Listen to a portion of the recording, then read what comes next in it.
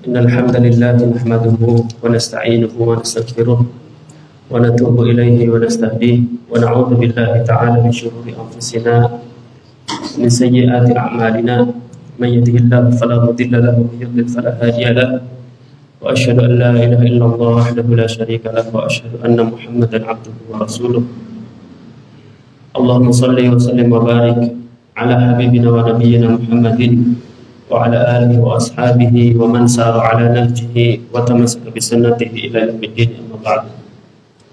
Ikhwatul iman, kaum muslimin dan muslimat yang semoga senantiasa dirahmati oleh Allah Subhanahu wa taala.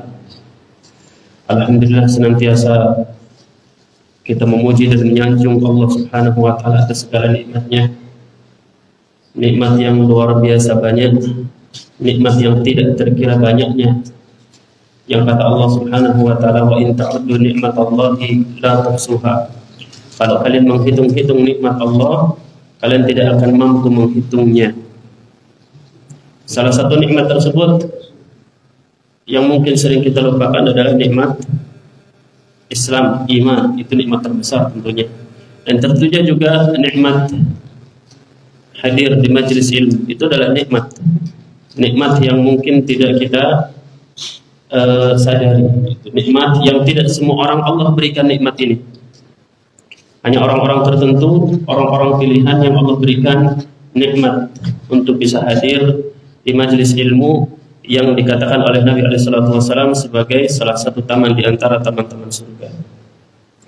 Ikhwatul iman rahimani wa rahimakumullah, pada kesempatan ini insyaallah kita akan membahas tentang dampak dosa atau maksiat. Dampak buruk maksiat, dampak dosa atau dampak buruk maksiat atau dosa. Ikhwatul iman rahimani wa rahimakumullah, ternyata dosa dan maksiat itu bukan hanya menodai hati kita. Kalau hati jelas, semakin seorang bermaksiat, semakin banyak dosa yang dilakukan, maka hati itu akan semakin keras, semakin susah menerima hidayah, dan semakin jauh dari Allah Subhanahu wa taala. Itu sudah otomatis. Tetapi ternyata, ikhwan sekalian, dosa juga itu berpengaruh kepada rizki, berpengaruh kepada ilmu, berpengaruh kepada hubungan antar sesama. Yang mungkin kita tidak terlalu perhatikan bahwasanya bisa jadi hubungan kita yang tidak baik dengan istri kita, dengan anak kita, dengan tetangga kita, itu tidak lain adalah karena banyaknya dosa dan maksiat yang kita lakukan. Kenapa? Karena memang semua keburukan sumber utamanya adalah maksiat. Ikhwatul iman rahimani wa rahimakumullah, kita akan nukilkan banyak kalam dari Imam Ibnu Qayyim rahimahullah terkait masalah tentang dampak buruk maksiat dalam kitabnya Ad-Da' wa Dawa. Kita mulai dari perkataan beliau di dalam kitab tersebut. Beliau mengatakan, fama yanbaghi an yu'lam, di antara hal yang harus kita tahu, anna dzunuba wal ma'asi tadur, bahwasanya dosa dan maksiat itu tadur, bisa memberikan madarat. Wala budda an dararaha fil qalbi ka darar sumum fil abdan ala ikhtilafi darajatiha fi darar. Dan madarat dosa dan maksiat terhadap hati itu seperti madarat racun terhadap badan dengan berbagai tingkatannya tentunya. Artinya semakin tinggi tingkatan dosa, semakin besar madarat yang diberikan kepada kita. Sebagai halnya semakin tinggi racun kadarnya, maka semakin mematikan. Kemudian wahal fid dunya wal akhirah syarrun wada'un illa sababuhu dzunub wal ma'asi. Bukankah keburukan dunia dan akhirat itu sebabnya tidak lain adalah dosa dan maksiat? Kita temukan, coba kita lihat dalam diri kita semua hal yang mungkin kita terjadi dalam diri kita. Keburukan dunia, apalagi keburukan akhirat. Keburukan akhirat jelas sumbernya adalah maksiat dan dosa.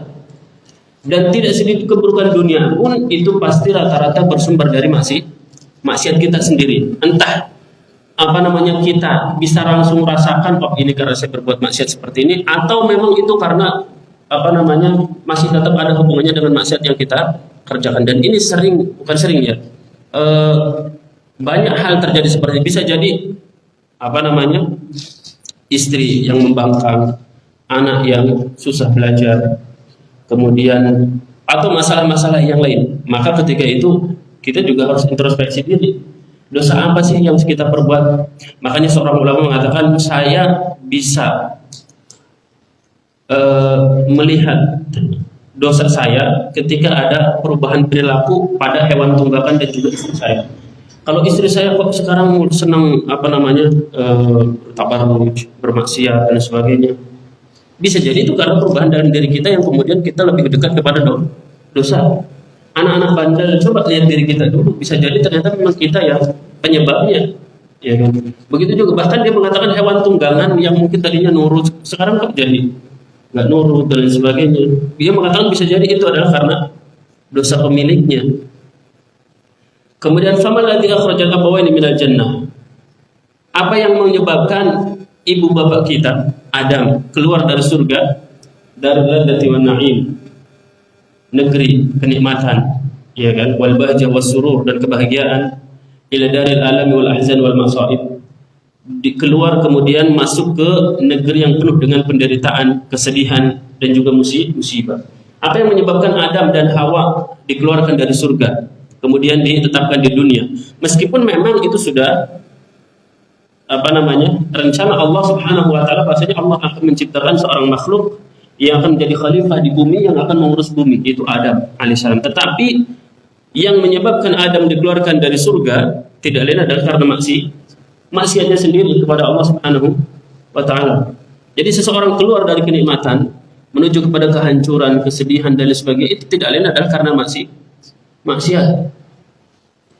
Maka ikhwatal iman rahimani wa rahimakumullah, Fudail bin Iyad rahimahullahu ta'ala, beliau mengatakan, biqadri ma yasghuru adz-dzambu 'indaka ya'dhamu indallah. Semakin kita menganggap dosa itu kecil, menurut kita dosa ini remeh, itu sebetulnya di sisi Allah semakin menjadi besar. Karena banyak, apalagi zaman sekarang, dosa besar aja dianggap kecil. Kalau dosa kecil sudah seperti bukan dosa saja, ya kan? Makanya Anas bin Malik radhiyallahu ta'ala mengatakan, innakum la ta'maluna a'malan ya adaku fi a'yunikum minasy-sya'r. Kalian melakukan perbuatan dosa yang menurut kalian itu lebih kecil, lebih ringan daripada sehelai rambut. Wa kunna na'udduha inda Rasulillah minal ma'ani. Padahal dulu kami menganggap dosa kecil aja ketika bersama Rasul itu seperti sebuah dosa yang akan membinasakan. Dosa kecil saja oleh para sahabat dianggap dosa besar, bahaya. Tapi para orang-orang setelahnya menganggap dosa kecil biasa saja. Kalau sekarang dosa kecil bukan dosa. Dosa besar, dosa kecil. Seperti riba. Kita tahu riba dosanya luar biasa. Bahkan sebutkan dalam hadis, riba itu asyad min 36 zaniyah, lebih dahsyat dosanya daripada 36 kali perbuatan zina. Itu 1 dirham. Ya. Jadi semakin kita menganggap dosa itu kecil, sebetulnya dosa itu di sisi Allah malah semakin besar. Kemudian wa biqadri ma ya'dhamu indaka yasghar indallah. Semakin engkau menganggap suatu dosa itu besar, artinya kita dosa kecil saja itu menurut kita besar karena kita takut terjatuh dalam dosa tersebut. Maka itu di sisi Allah itu menjadi kecil. Artinya ketika kita terjatuh dalam dosa itu, Allah tidak memberikan kepada kita balasan yang besar. Kenapa? Karena kita berhati-hati. Beda dengan ketika seseorang meremehkan dosa. Dosa kecil pun akibatnya akan jadi besar. Kenapa? Karena dia remehkan. Makanya ada kalam Allah, anda lupa siapa mengatakan ini. Beliau mengatakan, la tanzur ila sigharil khati'ah. Al-Imam Ahmad kalau tidak salah. La tanzur ila sigharil khati'ah. Jangan kamu lihat kecilnya dosa. Walakin unzur ila idhami man asaita, tetapi lihat kepada keagungan kebesaran zat yang telah engkau maksiati. Dosanya kecil, memang kecil. Seperti halnya contohnya apa dosa kecil? Gosok, gosok pakai sendal orang di depan masjid tanpa izin, cuma hanya sebatas kamar mandi misalkan. Dosa kecil memang, bukan dosa besar. Tetapi dosa kecil pun itu masih maksiat. Siapa yang kita maksiati? Allah Subhanahu wa taala, ya kan? Sama saja dosa besar, dosa kecil, dosa besar pun zat yang kita maksiati adalah Allah Subhanahu wa taala yang Maha Besar. Yang harusnya kita malu. Kemudian waqala Hudzaifah, "Idza adnaba al-'abdu dzamban nukita fi qalbihi nuqtatun sauda." Kalau seorang hamba berbuat dosa, maka dalam hatinya akan terdapat nuktah, satu titik kecil hitam di dalam hatinya, sauda. Hatta yasira qalbuhu kasyatir raida, sampai kalau semakin banyak dosa yang dia kerjakan, semakin titik-titik hitam ini menutupi hatinya, maka kata beliau seperti apa? Seperti domba terbalik. Maksudnya apa? Hatinya terbalik dari fitrahnya.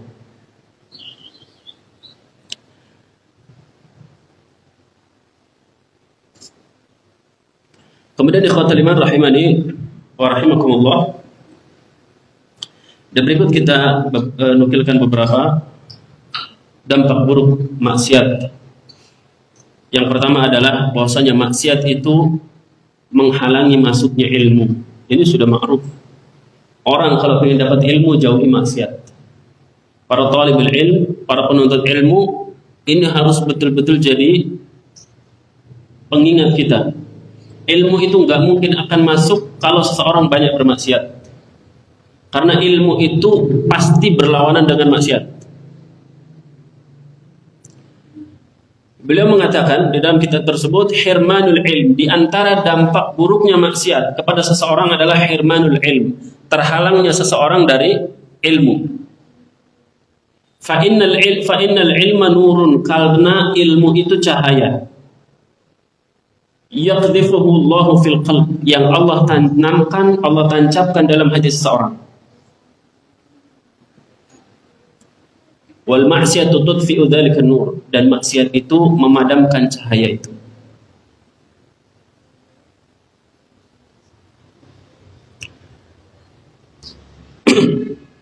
Dan ketika Imam Asy-Syafi'i rahimahullahu taala duduk di depan Imam Malik, karena Imam Malik gurunya ya, ketika Imam Syafi'i masih kecil, dia kan berumur 10 tahunan. Imam Syafi'i diajak oleh ibunya untuk pergi ke Madinah belajar pada ulama-ulama di Madinah, terutama Imam Malik rahimahullah taala. Dan beliau masih kecil umur 10 tahunan. Beliau duduk di hadapan Imam Malik. Ini dalam kondisi sudah hafal Muwatta. Imam Syafi'i Masya Allah 7 tahun sudah hafal Al-Quran. Umur 10 tahun sudah hafal kitab Muwatta, hadis-hadis Nabi SAW, ribuan hadis. Dalam 15 tahun sudah jadi mufti.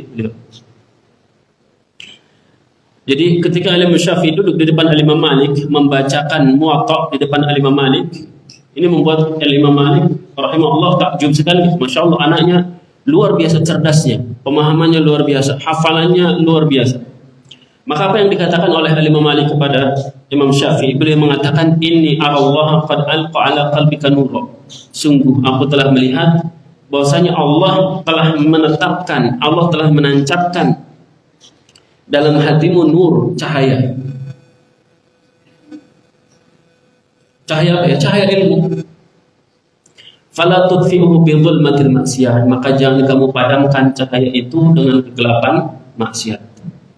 Jadi ilmu dalam hati seseorang akan padam dengan banyaknya maksiat. Bahkan nggak usah orang sudah dapat, seorang yang senantiasa bermaksiat, boro-boro mencari ilmu, mendekat ke majelis ilmu saja malas. Karena orang semakin banyak maksiat, semakin malas beribadah. beribadah itu sudah fitrahnya seperti itu. Dan afdalul ibadati ba'dal fardhu talabul ilm. Amalan terbaik setelah salat fardu adalah talabul ilmi, menuntut ilmu. Maka sering kita sampaikan ke santri-santri kita terkait masalah ini, karena antum di pondok-pondok ya, bukan hal yang artinya tetap aja ada yang chattingan dengan lawan jenis ya, dan sebagainya, namanya pada setan, tidak peduli siapapun itu. Kemudian Al-Imam Syafi'i juga pernah datang kepada gurunya Al-Imam Waqi'. Jadi Al-Imam Syafi'i, beliau datang kepada Al-Imam Waqi', beliau mengatakan, aku susah sekali untuk bisa mengulang hafalannya. Seolah-olah hafalan-hafalan yang sudah dia punya diulang lagi, dimurajaah lagi, kok lupa terus. Maka kata Imam Waqi', coba lihat dirimu, barangkali engkau bermaksiat. Maksiat apa yang sudah engkau kerjakan? Setelah beliau ingat-ingat, ternyata dia melakukan maksiat. Apa maksiatnya? Itu pun karena tidak sengaja, yaitu ketika ada seorang perempuan naik tunggangannya, kainnya tersingkap sehingga kelihatan betisnya. Dalam riwayat yang disebutkan hanya kelihatan kukunya saja. Itu pun nggak sengaja, kelihatan beliau langsung menoleh, langsung berbalik muka. Dan itu ternyata membuat hafalannya buyar, hafalannya rusak, kacau. Ya kalau kita udah nggak heran kalau kita susah hafal, Pak. Hafal cuma surat Al-Zalzalah aja, ya kan? Hafal surat An-Naba cuma satu halaman nambah dikit, ya kan? Sebulan gak hafal-hafal. Mungkin ditambah dengan umur kita yang sudah mulai tua gitu. Lalu ditambah juga mungkin maksiat kita yang karena pandangan mata kita ini sekarang luar biasa. Di kamar saja masih tetap lihat sendirian, padahal malah lebih aman kalau dengan canggihnya teknologi. Apalagi sekarang ke pasar, depan, kanan, belakang, kiri udah kelihatan semua. Maka ini beliau tuangkan dalam syair. Beliau mengatakan, syaqautu ila Waqi' su'a hifdi. Aku mengeluh kepada Waqi' tentang su'a hifdi, buruknya hafalanku. Padahal kita tahu Imam Syafi'i, masya Allah, hafalannya tidak diragukan lagi kekuatan hafalannya. Seperti yang tadi kita sebutkan, umur 7 tahun sudah hafal Al-Quran. Kalau kita 7 tahun masih keru 1. Fa'arsyadani ila tarkil ma'asi. Maka beliau menasihatiku untuk menjauhi maksiat. Wa qala i'lam bi anna al-ilma fadlun. Beliau mengatakan i'lam bi anna al-ilma fadlun. Ketahuilah bahwasanya ilmu itu fadl, keutamaan. Dalam riwayat lain disebutkan i'lam bi anna al-ilma nurun. Ketahuilah bahwasanya ilmu itu cahaya. Wa fadlullah wa nurullah, dan cahaya Allah, keutamaan Allah, la yuhda li'asi, tidak mungkin akan diberikan kepada orang yang gemar bermaksiat. Karena maksiat itu kegelapan, ilmu itu cahaya, enggak mungkin bisa bersatu. Mana yang menguat, satunya akan melemah. Satunya menguat, satunya juga melemah. Ketika kegelapan menguat, berarti cahaya akan redup. Tapi ketika cahayanya menguat, maka kegelapan akan mulai hilang. Kemudian yang kedua, kalau sekalian, ternyata maksiat juga bisa menghalangi datangnya rizki. Ustaz, bukannya rezeki itu sudah ditentukan, betul tidak? Rezeki itu kan ketika seorang 4 bulan dalam kandungan, Allah mengutus malaikat bikat birizqihi wa ja'alihi wa amali syaqiyyun sa'idun, ya kan? Rezekinya sudah Allah tentukan, tetapkan berapa rezekimu, berapa kadar rezekimu ketika engkau hidup di dunia. Bisa bertambah enggak rezeki? Dengan amalan-amalan yang disebutkan bahwasanya amalan ini bisa menambah rezeki dan sebagainya, atau memperpanjang umur. Bisa enggak? Terus memang ada ada khilaf ya, artinya tentang makna dari, ada yang mengatakan maknanya dipanjangkan umur atau ditambah rezeki, artinya Allah tambahkan keberkahan. Rezekinya segitu, umurnya cuma segitu, 70 ya 70, hanya saja dengan umur 70 ini dia seolah-olah bisa menandingi orang yang umurnya hidup mungkin bisa 80-90 tahun karena umurnya berkah. Ada yang mengatakan juga ya memang bertambah. Allah tetapkan 70, ternyata Allah tambah 80. Mudah enggak bagi Allah? Ya mudah aja. Allah kan maha mampu segalanya. Tadinya Allah tulis 70, Allah ganti jadi 80, bisa aja. Ada juga yang mengatakan pendapat jadi takdir Allah tulis di Lauhil Mahfuz. Ya kan? 50.000 tahun sebelum Allah menciptakan langit dan bumi, Allah sudah tulis takdir setiap makhluk di Lauhil Mahfuz. Orang ini hidupnya, rezekinya berapa, umurnya berapa.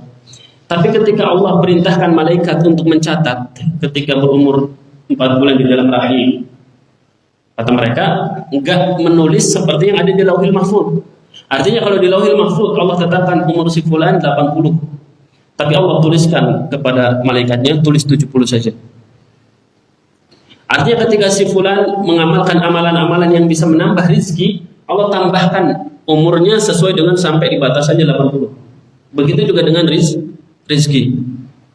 Tapi kalau si fulan tidak tidak melakukan amalan-amalan yang bisa menambah umur, menambah rezeki, makanya tetap seperti yang ditulis oleh malaikat. Ayat Allah alam, mana yang paling sahih dari pendapat-pendapat tersebut yang jelas? Yang mana yang benar, semuanya mendatangkan kebaikan. Dalam hadis Thauban, Rasul Shallallahu Alaihi Wasallam bersabda, ini diriwayatkan oleh Imam Ahmad, nomor hadis 277. Apa kata Rasul Shallallahu Alaihi Wasallam? Innal abda la yuhram rizqa bidzambi yusib. Sungguh seorang hamba terhalangi dari rizki karena dosa yang dia lakukan. Sebagaimana takwa mendatangkan rizki, maka dosa juga menghalangi rizki. Itu sudah mafhumul mukhalafahnya. Allah mengatakan wa may yattaqillaha yaj'al lahu makhraja wa may yattaqillaha yarzuqhu min haitsu la yahtasib, ya kan? Berarti kalau seorang tidak bertakwa, ya berarti tidak, justru malah menghalangi rizkinya. Al-Imam Ibnu Qayyim rahimahullah mengatakan wa kama anna taqwallahi majlabatun lirrizqi, sebagaimana takwa kepada Allah itu adalah sebab yang bisa mendatangkan rizki, fatarku taqwa majlabatun lil faqr. Maka mafhumul mukhalafahnya berarti apa? Orang yang meninggalkan ketakwaan, orang yang tidak bertakwa, maka itu mendatangkan kefakiran. Meskipun enggak mesti, ya artinya bisa jadi seorang itu fakir memang karena maksiat, atau seorang fakir ternyata dia orang yang mukmin. Berarti ini ujian dari Allah Subhanahu wa taala. Ini anak miskin aja, jangan-jangan anak banyak maksiatnya. Ya, kalau berpikir seperti itu, berarti alhamdulillah, berarti perbaiki. Famastajib rizqullah bimithli tarkil ma'asi. Rezeki hanya akan mengalir ketika seorang menjauhi segala bentuk maksiat. Ini dampak yang kedua. Kemudian yang ketiga, ini yang sudah pasti akan terjadi dan pasti kita rasakan. Disadari atau tidak disadari, ternyata maksiat itu memang berpengaruh sekali terhadap hal ini. Apa itu? Maksiat menyebabkan kehampaan hati. Orang yang gemar bermaksiat hatinya hampa, hatinya terasa kosong, gak tenang. Itu kalau seseorang hatinya masih hidup. Artinya hatinya masih diisi dengan keimanan. Kalau dia semakin bermaksiat, maka dia akan terasa kosong hatinya. Kecuali kalau seseorang hatinya sudah mati, dia bermaksiat pun tidak terasa. Karena seperti jasad yang mati mau diapa-apain juga tidak terasa. Tapi kalau hatinya hidup, ketika dia sering bermaksiat, maka pasti akan terasa hampa. Sebanyak apapun rezekinya, sebanyak apapun hartanya, dia tetap akan merasa tidak tenang hidupnya. Al-Imam Ibnu Qayyim mengatakan wahsyatun yajiduha al-'asi fi qalbihi bainahu wa bain Allah la tuwazinuha wa la tuqarinuha laddatun aslan. Beliau mengatakan pelaku maksiat akan merasakan kesepian dalam hatinya yang membuat hubungannya dengan Allah terasa jauh. Dan rasa ini, rasa kehampaan ini tidak bisa dibandingkan dengan kenikmatan apapun. Walau ijtama'at lahu ladzatu dunya, meskipun seluruh kesenangan dunia diberikan kepadanya. Artinya kalau orang ini hatinya masih hidup, dia sering bermaksiat, maka hatinya pasti akan hampa, nggak tenang, dan nggak akan benar-benar merasakan yang namanya kebahagiaan. Meskipun semua kenikmatan dunia diberikan kepadanya, meskipun hartanya banyak, istrinya cantik, istrinya 4, ya kan? Anaknya banyak, rumahnya megah, di mana-mana rumahnya. Tapi tetap saja hatinya akan terasa kosong. Ini kalau hatinya dengan catatan hatinya masih hidup, artinya masih ada keimanan. Itu kalau hatinya memang sudah tidak ada keimanan. Maka dia nikmati kehidupan dunia, tetapi di akhirat tidak akan mendapatkan bagian. Wa hadza amrun la yahissu bihi illa man fi qalbihi haya. Maka kata beliau, dan perasaan ini, perasaan hampa, perasaan tidak nyaman ketika bermaksiat, terasa jauh dari Allah, ini tidak bisa dirasakan kecuali oleh orang yang hatinya masih hidup. Wa ma li jurhin bimayyitin ilam. Sebagaimana apa? Sebagaimana seorang mayit, orang mati tidak mungkin akan merasakan sakit ketika badannya badannya dipotong-potong, diinjak-injak, dipukul, ya tetap aja gak kerasa karena badannya mati. Falau lam tutrak ad-dunub illa hadaran min wuqi'i tilkal wahsyah. Jika tidak ada alasan lain untuk menjauhi dosa selain demi menghindari kesepian ini, maksudnya kalau nggak ada alasan yang lain yang membuat kita meninggalkan maksiat dari alasan ini, maka kata beliau lakana al-aqil hariyan bitarkiha. Maka orang yang berakal pasti akan berusaha untuk menjauhinya, menghindarinya. Kenapa? Ya karena nggak akan merasakan kebahagiaan. Orang kalau pengen bahagia sepenuhnya, ya berarti harus menjauhi maksiat.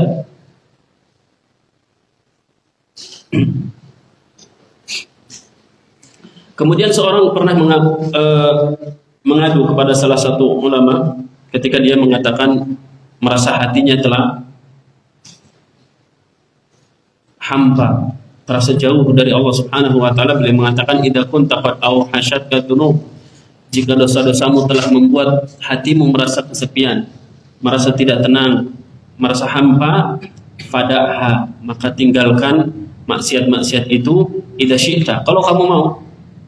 Wasta'nis, maka dengan itu engkau akan merasakan ketentraman.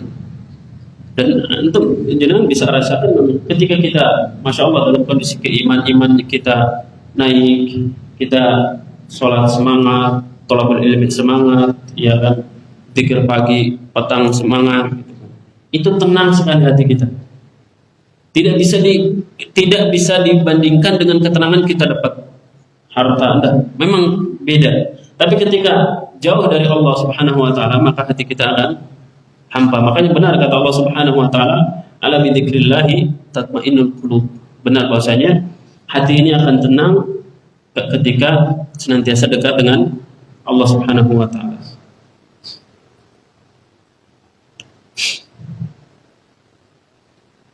Kemudian yang keempat, dampak buruk maksiat yang lain adalah maksiat akan membuat pelakunya terasa asing di tengah orang-orang baik. Seorang yang bermaksiat pasti akan merasa asing. Itu sama saja. Kenapa? Karena al-arwah junudun mujannadah, ya kan? Ruh-ruh itu akan dikumpulkan bersama yang sejenis, kan? Gak mungkin orang yang baik atau orang yang gemar bermaksiat akan nyaman ketika duduk bersama orang-orang yang baik. Gak mungkin orang yang ahli maksiat, orang yang sering minum khamr dan sebagainya akan senang nyaman ketika duduk di majelis ilmu. Gak mungkin. Dan kita pun orang yang senang duduk di majelis ilmu gak mungkin akan nyaman ketika duduk bersama orang-orang yang suka bermaksiat. Maka ketika seseorang sedang bermaksiat, maka Allah dengan sendirinya akan menjauhkan dia dari orang-orang yang baik. Allah dekatkan dia justru kepada siapa? Ya kepada kelompoknya, kepada golongannya. Beliau mengatakan al-wahsyatul lati tahsulu lahu bainahu wa bainan nas.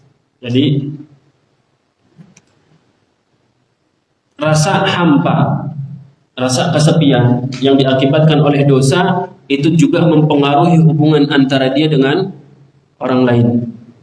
Walasiyama ahlul khair minhum, terutama ahlul khair, orang-orang baik di antara mereka.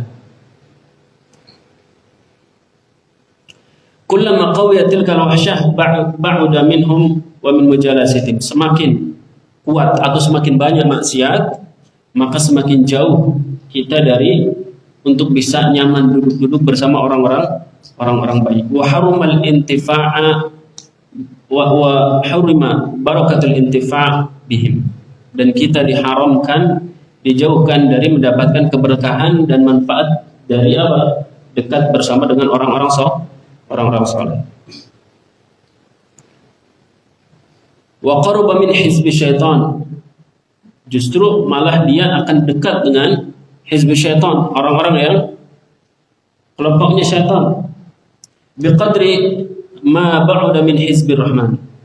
Sesuai dengan semakin jauhnya dengan, jadi kalau misalnya kita ini kan dengan jarak, ya kan, ini hizbullah, ini hizbu syaitan. Jadi di tengah-tengah semakin banyak dosa, berarti semakin jauh dari hizbillah, semakin dekat dengan hizbi syaitan. Ya. Itu sudah apa namanya? Ya fitrahnya seperti itu.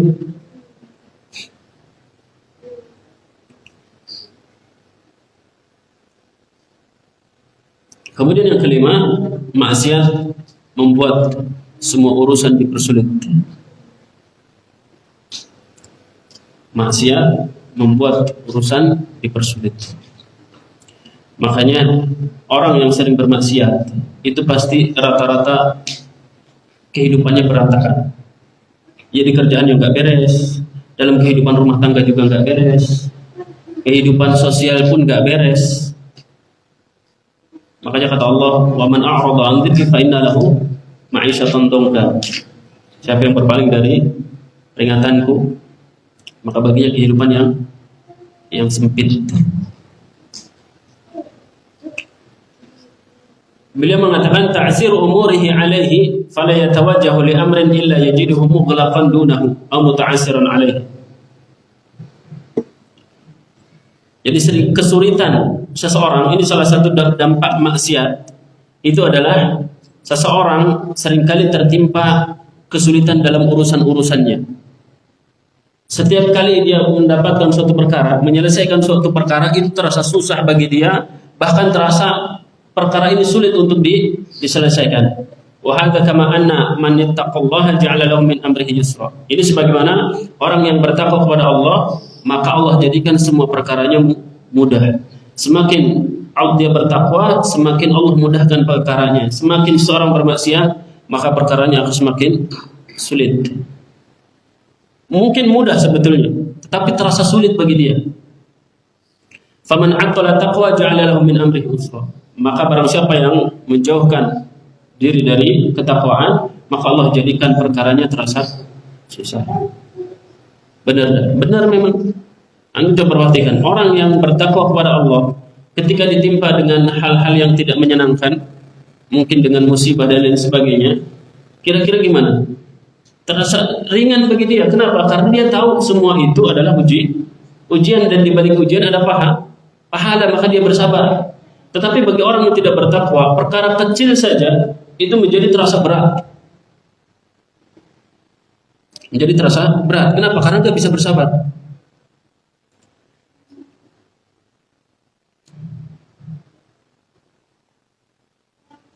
Maka beliau wa ya Allahil ajab, sungguh mengherankan kaifa yajidul abu abwabal khair wal masalih masdudah. Bagaimana bisa seorang hamba mendapati di hadapannya bahwasanya pintu-pintu kebaikan dan maslahat tertutup. Wa turuquha mu'assarah alaihi, dan jalannya itu susah bagi dia, wa huwa la ya'lam min aina utiya. Dan dia tidak tahu di mana ini sumbernya apa. Kenapa kok bisa pintu-pintu kebaikan, pintu-pintu maslahat itu tertutup? Dia enggak tahu, ya kan? Dia enggak sadar, bingung, ini apa sih sebenarnya gitu kan. Kenapa motor sering rusak, mungkin mobil sering rusak? Kenapa kok istri durhaka, misalkan gak mau taat sama suami, anak-anak juga bandel dan lain sebagainya? Emang salah saya apa? Gitu kan sering gitu. Emang salah saya apa gitu kan? Padahal bisa jadi semua itu karena memang maksiat dari kita. Kalau dia mau perbaiki itu, maka yang pertama dilakukan adalah apa? Perbaiki diri sendiri. Perbaiki diri sendiri dulu, maka insya Allah anak, istri, keluarga itu akan ikut baik. Makanya teladan dengan perbuatan itu terkadang lebih berpengaruh daripada nasihat berupa ucapan. Makanya Allah mengatakan wa may yattaqillah yaj'al lahu makhraja. Dan siapa yang bertakwa kepada Allah, maka Allah akan memberikan kepadanya makhraj, jalan keluar dari setiap masalah. Terkadang seseorang terjerumus ke dalam sebuah maksiat karena merasa pintu jalan keluar sudah tidak ada. Sering enggak? Sering, Mbak. Kenapa harus pinjam ke bank sih? Kenapa harus ke bank sih? Soalnya pinjam kemana-mana itu udah susah, saudara nggak bisa bantu dan lain sebagainya. Itu sebetulnya ucapan kita saja. Coba kalau dia bersabar, Allah pasti kasih jalan, itu pasti. Nggak mungkin. Karena memang itu janji Allah Subhanahu Wa Taala. Wa may yattaqillah yaj'al lahu makhraja. Kapan kasih Allah solusinya? Ya nanti tergantung kehendak Allah kan. Mungkin antum suruh sabar dulu sampai setahun dalam kondisi seperti itu, bisa sabar enggak? Setelah setahun Allah kasih jalan keluar yang tidak disangka. Wa yarzuqhu min haitsu la yahtasib, dan Allah berikan kepadanya rezeki dari jalan yang tidak disangka-sangka, yang tidak diketahui.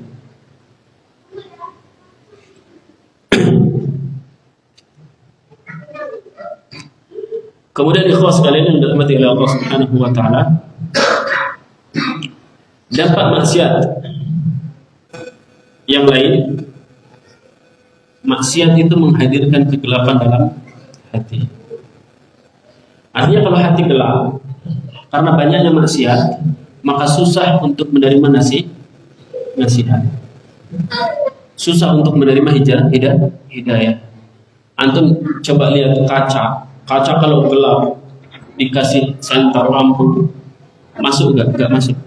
Kalaupun masuk itu kecil sekali. Tapi kalau kacanya bening, disenterin, itu langsung tembus. Itu hidayah. Orang kalau semakin banyak maksiat, maka Allah katakan semakin bermaksiat, satu kali maksiat Allah letakkan satu nukta sauda, titik hitam dalam hati.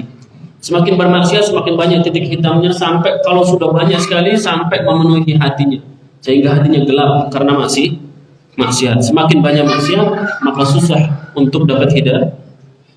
Hati ini akan susah untuk bisa tersentuh. Hati ini akan keras. Beda dengan orang yang tidak suka bermaksiat. Mungkin pasti namanya orang bermaksiat pasti. Gak mungkin orang ada yang bersih tanpa maksiat. Tetapi seorang yang jarang bermaksiat, ketika dia bermaksiat, dia akan langsung bertaubat kepada Allah Subhanahu wa taala. Bahkan mendengar nasihat akan mudah bagi dia, akan cepat masuk.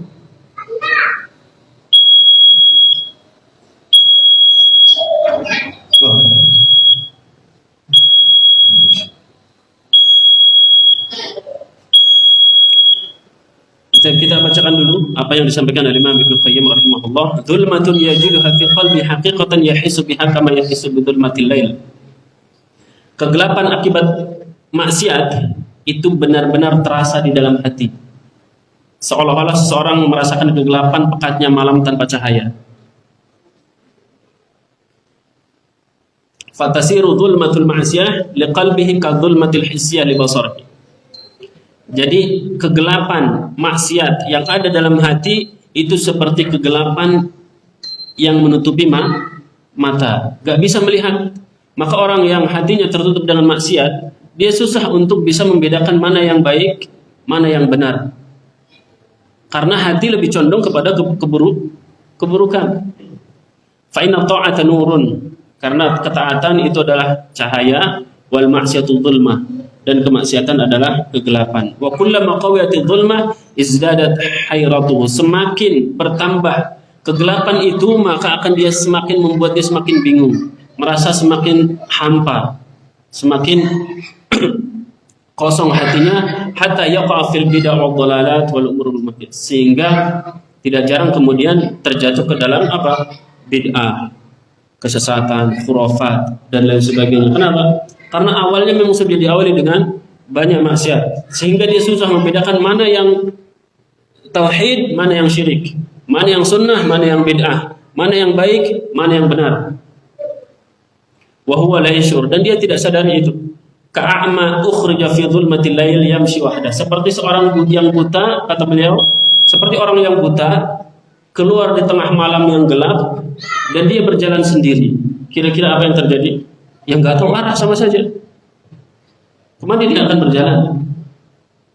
Gak punya arah. Wa taqwa hadhihi dhulmah hatta tadhhara fil ain. Dan kegelapan ini akan semakin bertambah sampai nampak pada matanya. Tsumma taqwa hatta ta'lu al-wajh. Kemudian semakin bertambah sampai menutupi wajahnya. Wa tasiru sawadan fil wajhi hatta yarahu kullu ahad. Sampai kegelapan ini menutupi hitam dan menutupi wajah sehingga setiap orang bisa melihatnya. Artinya terkadang kita bisa merasakan seseorang itu orang yang bertakwa atau tidak hanya sebatas sekilas dari melihat wajah. Jadi masya Allah kayaknya orangnya lembut, orangnya baik.